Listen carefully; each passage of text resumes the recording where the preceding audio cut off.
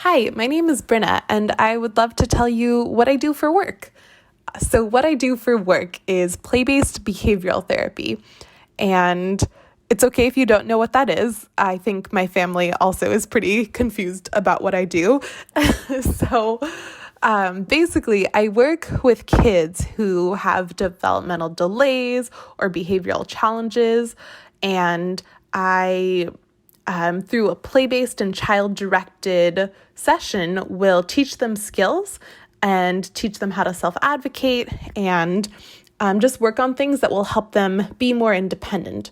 And so there are a few different ways to do that depending on what the kid is interested in and how old they are and what their skills are. So I can give you a few examples.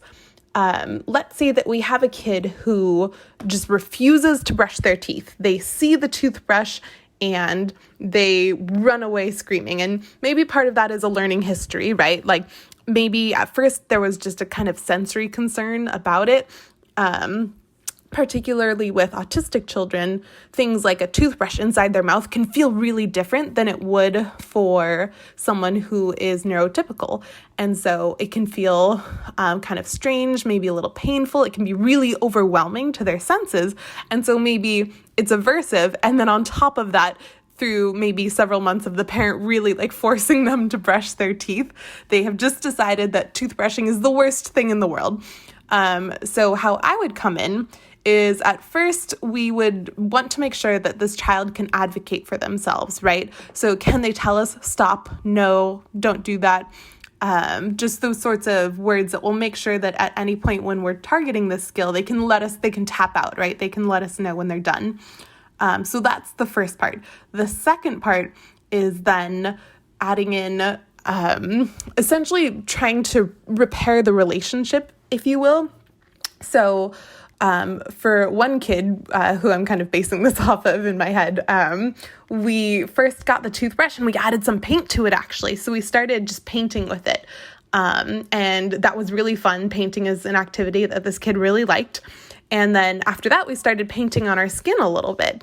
And that was also a pretty enjoyable activity, just moving from paper to skin.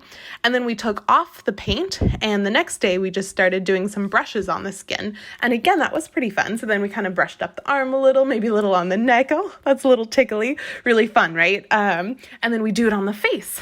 And then from the face, it's pretty easy just to do a little bit on the teeth, and then kind of use this shaping technique to get them really comfortable in a really slow and steady way to be able to brush their teeth. And